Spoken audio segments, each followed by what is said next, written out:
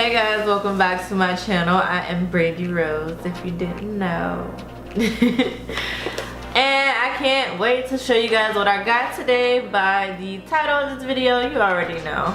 It is the Sony a5100. And that means better content, better videos, higher quality. Alright. And more consistency, because that's something that I lack. We all know that. But it's okay. It's okay. We're gonna work on it. Anywho, let's get into this unboxing. I cannot wait. I'm not even gonna act like I haven't opened the box already, because I have. And I've tested it out so you guys can see exactly the difference from my Canon T5I to my Sony a5100. So I'm just gonna go ahead. I'm not gonna really move my camera right now. I'm gonna just open it. So all these instructions are gonna be in the front. Here's a book about the accessories and the lenses that you can get for it and the things that are compatible with it. Yeah, and then just more information sheets.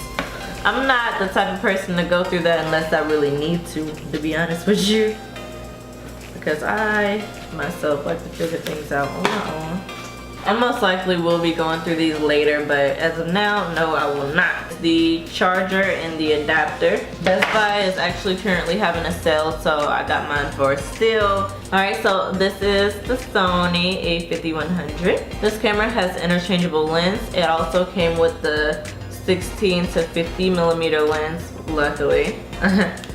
And I want to say one of the pros is I love how light it is.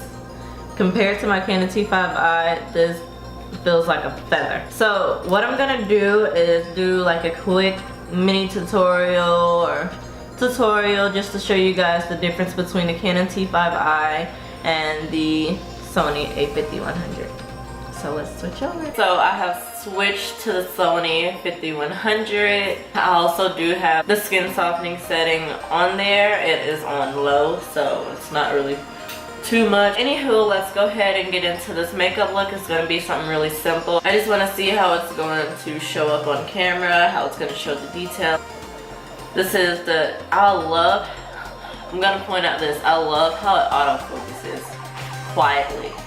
Switching from the Canon T5i, it did not autofocus very nicely, but this is great.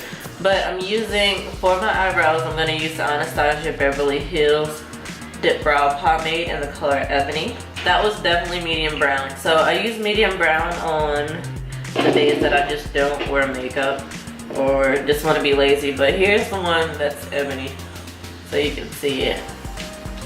Yeah, that's what I usually use.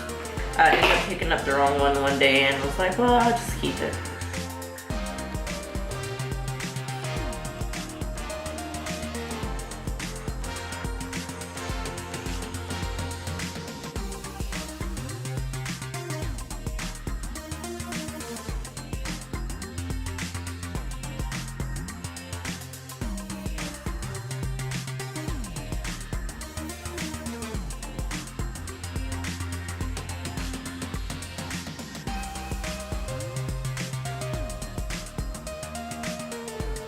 Alright, so I got them as even as I possibly can get them at this moment.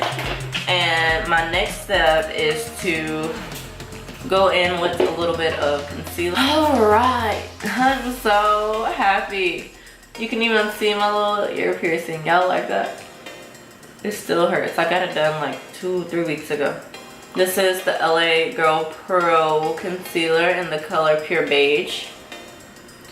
Excuse the nail. I know, I recently just broke it. Don't judge me.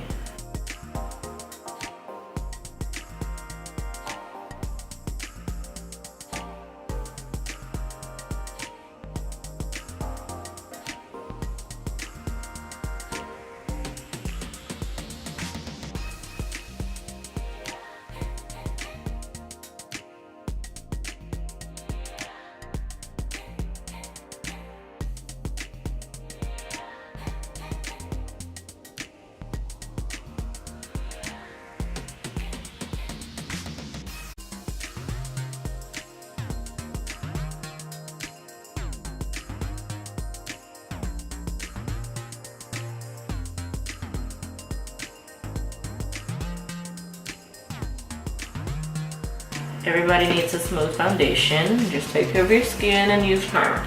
This is the Fenty Beauty Pro Filter Soft Matte Longwear Foundation in the color 420. I also have her handy dandy sponge.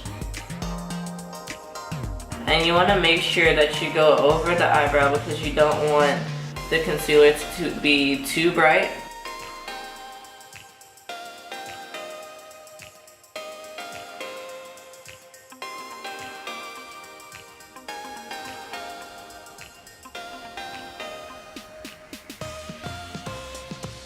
See how, okay, so you see how the eyebrows have a little bit of a highlight, but it's not too much. I may have taken off a little bit of product, so I'm just gonna go back in and, you know, touch it up a little bit. So after foundation, I go back in with my LA Girl Pro Concealer in the color Pure Beige and just draw my little triangle. Somewhat of a triangle anyway.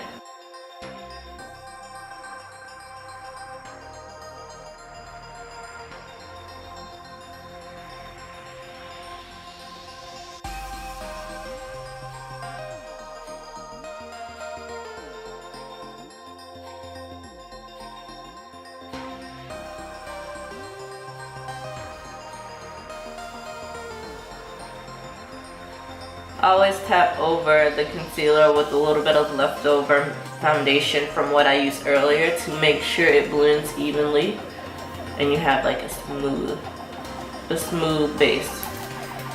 You don't want any lines showing where the start and the finish is of your concealer or your foundation, your contour, any of that. You want everything to be blended nicely. I don't know if I'm gonna shoot often with the skin smoothing effect on the camera or not. I'm not sure if you can see the detail of the makeup when I'm gonna be applying dramatic makeup, so that's my only worry. Other than that, the camera already cut off on me, so apparently a lot of people have, I already knew this, but a lot of people have a problem with the camera cutting off because it's overheating, and that's apparently what just happened. I didn't even have it on too long. I don't think I had it on too long, you know. Probably about 10-15 minutes at the most. And it already overheated, but I think there's a hack or something that I can find online. I did research a little bit. I also cooked and put my lashes on while I was waiting on the camera to, you know, cool off a little bit. Anyway, let's get back into this makeup look. This is the powder bronzer in the color Cappuccino by Anastasia Beverly Hills.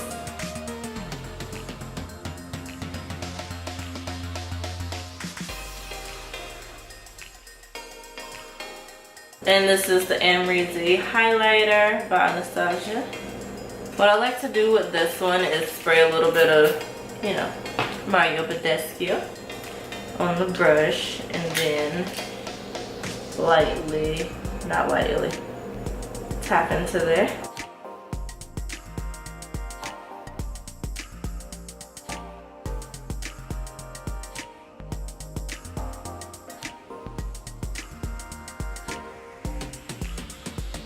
I have my Buxom lip gloss in Kayla. Another one of my favorites. Don't worry, my lips are red because I had some Takis while I was waiting on this camera to come back, so yeah. Okay, so I just sprayed it with some Mario Badescu and this is the look.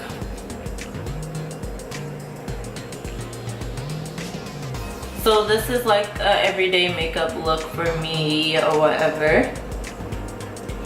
And this is how this camera shoots. I hope you guys enjoyed this quick tutorial. And I'm gonna go ahead and switch back to the Canon T5I. Okay, so I'm back filming with this Canon T5I. I hope you guys enjoyed this little mini tutorial I did on my everyday makeup look. And I hope you guys enjoyed this unboxing. Like I said, I just got the camera, so I'm not gonna have a lot of pros and cons. The only biggest con I have right now is not being able to record long enough to record a whole makeup tutorial and one that's not even detailed. Imagine when I get to full-on makeup tutorials or something like that. But another thing I wanted to say, I got this new camera because I'm about to go on a cruise and I can't wait. I want to show you guys. I don't want to have to carry this heavy duty camera along, and you know, it takes up a lot of space.